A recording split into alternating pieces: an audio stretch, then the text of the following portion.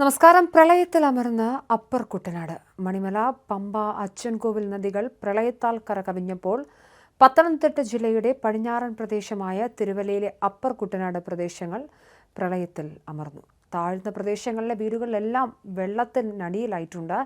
MC റോഡിൽ തിരുവല്ലപുരത്തിനും കുറ്റൂരിനുമിടയിൽ റോഡിൽ വെള്ളം കയറി വാഹനങ്ങൾ വലിയ പ്രതിസന്ധി നേരിടുന്നുണ്ട്. ഗതാഗതത്തിന് തിരുവല്ല അമ്പലപ്പുഴ റോഡിൽ കുടിയാടിക്ക് ശേഷമുള്ള നെടുമ്പ്രത്ത് റോഡിൽ വെള്ളം കയറി KSRTC സർവീസുകൾ ഉൾപ്പെടെ എല്ലാ വാഹന ഗതാഗതവും നിലച്ചു. ഇടറോഡുകളെല്ലാം വെള്ളത്തിലടിയിലായിരുന്നു. വീടുകളിൽ നിന്നും ആളുകൾക്ക് ഒറ്റപ്പെട്ട സ്ഥലങ്ങളിൽ നിന്നും പുറത്തിറങ്ങാൻ കഴിയാത്ത അവസ്ഥയിലാണ്.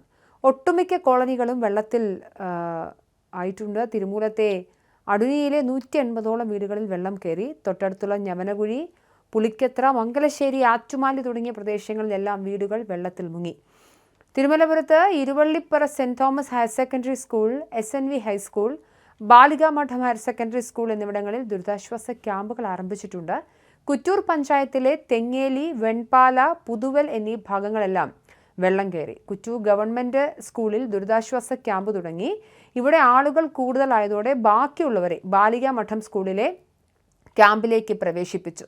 റോഡിൽ ഇരുവള്ളിപ്പ റെയിൽവേ അടിപ്പാതയും കുറ്റൂർ മനക്കച്ചിറ റോഡിൽ അടിപ്പാതയും പൂർണ്ണമായും വെള്ളത്തിൽ മുങ്ങി.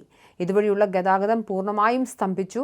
ശനിയാഴ്ച രാത്രി 46 ദുരിതാശ്വാസ ക്യാമ്പുകളാണ് തുടങ്ങിയതെങ്കിലും ഇന്ന് നേരം പുലർന്നപ്പോൾ അതിലേറെ ദുരിതാശ്വാസ ക്യാമ്പുകൾ തുറക്കേണ്ടി വന്നു. തിരുമൂലപുരം മനക്കച്ചിറ റോഡിലുള്ള വരാൽ തോടിന്റെ അനുബന്ധമായി നിന്ന കൽക്കെട്ട് പൊളിഞ്ഞ് റോഡിലെ വെള്ളം കവിഞ്ഞൊഴുകുകയാണ്. റോഡിൽ വാഴൂർ പടിമുതൽ വരാൻ വരെയുള്ള റോഡിൽ വെള്ളം കവിഞ്ഞൊഴുകുന്നുണ്ട്. ഇത് അടുമ്പട, ഞവനാകുഴി കോളനി എന്നിവിടങ്ങളിലെ വീടുകളിലേക്ക് വെള്ളം കയറാനും സാഹചര്യമുണ്ടാക്കി. എൻ്റെ പേര് അനിയ കുഞ്ഞ്. ഞങ്ങൾ അടമ്പട നിവാസിയാണ്. തിരുമൂലപുരം. ഒരു ചെറിയ മഴ പെയ്താൽ പോലും ഞങ്ങളുടെ ഇവിടെ വെള്ളക്കെട്ടാണ്. ഈ മണിമല ആറ്റിൽ നിന്നുള്ള വെള്ളം അതിശക്തമായിട്ടാണ് വീഴുന്നത്. എല്ലാ വർഷവും കാലവർഷത്തിൽ ഇവിടെ വെള്ളം കയറുന്നതാണ്. ഇന്നലെ രാത്രി 10:30 തൊട്ട് വെള്ളം കയറുന്നത്. ഞങ്ങൾ ഒരു തുള്ളി ഉറങ്ങാതിരിക്കുക. സർക്കാർ ഇതൊക്കെ വന്ന് കാണണം നേരിട്ട്. വീടിൻ്റെ മൊത്തം സാധനം പോയിരിക്കുന്നു. ഉള്ള 10-16 വീടുകളുണ്ട്. ആ വീട്ടിലെല്ലാം വെള്ളം കയറി. എൻ്റെ പേര് മനോജ് എന്നാണ്. ഇത് ഞങ്ങളാണ് ഇന്നലെ രാത്രി 1 മണി മുതൽ വെള്ളം കയറാൻ തുടങ്ങിയത്.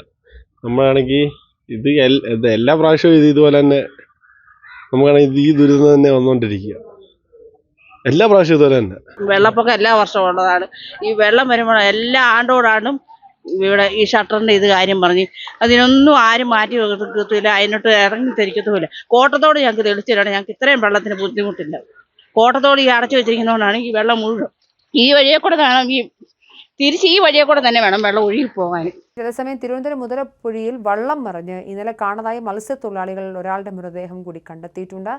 ഫ്രീമാൻ എന്നയാളുടെ മൃതദേഹമാണ് കണ്ണാന്തുറയിൽ നിന്നും കണ്ടെത്തിയത്. ഒരാളെ കൂടി കണ്ടെത്താനുണ്ട്. കനത്ത കാറ്റിലും മഴയിലും പെട്ട് ഇന്നലെയാണ് വള്ളം മറിഞ്ഞത്. അതേസമയം ജില്ലയിലെ ഒറ്റപ്പെട്ട ഇടങ്ങളിൽ അടുത്ത 3 മണിക്കൂറിൽ ഇടത്തരം മഴയ്ക്കും മണിക്കൂറിൽ 40 കിലോമീറ്റർ വരെ വേഗതയിൽ കാറ്റ് വീശാനും സാധ്യതയുണ്ടെന്ന് കേന്ദ്ര കാലാവസ്ഥാ കേന്ദ്രം അറിയിച്ചിട്ടുണ്ട്.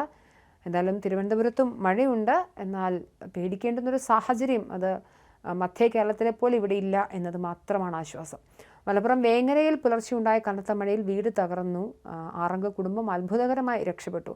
ഓട്ടോ ഡ്രൈവർ വേങ്ങര പെരണ്ടക്കൽ സ്വദേശി സമീറുടെ വീടാണ് പൂർണ്ണമായും തകർന്നത്. കോഴിക്കോട് ജില്ലയിലെ പുനൂർ പുഴയിൽ ജലനിരപ്പ് ഉയർന്നു എന്ന് റിപ്പോർട്ടുകൾ വരുന്നുണ്ട്. കൊടുവള്ളിക്ക് സമീപം കിഴക്കോത്ത് കച്ചേരിമുക്കിൽ വീടുകളിൽ വെള്ളം കയറിയിട്ടുണ്ട്. അട്ടപ്പാടിയിൽ വനം വകുപ്പ് റേഞ്ച് ഓഫീസിലെ ജീപ്പ് ഷെഡിലേക്ക് കൂറ്റൻ മരം കടപുഴകി വീണ് ജീപ്പും ഷെഡും തകർന്നു. ആർക്കും പരിക്കില്ല. കാസർഗോഡ് നീലേശ്വരത്ത് തേജസ്വിനി പുഴ കരകവിഞ്ഞിട്ടുണ്ട്. 100ഓളം വീടുകളിൽ വെള്ളം കയറിയ ആളുകളെ ക്യാമ്പുകളിലേക്ക് മാറ്റിയതായും അധികൃതർ അറിയിച്ചിട്ടുണ്ട്. എന്നാലും സംസ്ഥാനത്ത് മഴക്കെടുതി രൂക്ഷമാണ്. കേന്ദ്ര കാലാവസ്ഥാ വകുപ്പിന്റെ ഏറ്റവും പുതിയ പ്രവചനങ്ങൾ അനുസരിച്ച് വരുന്ന മണിക്കൂറുകളിലും അതിശക്തമായ മഴ പെയ്യാനുള്ള സാധ്യത നിലനിൽക്കുന്നുണ്ട്.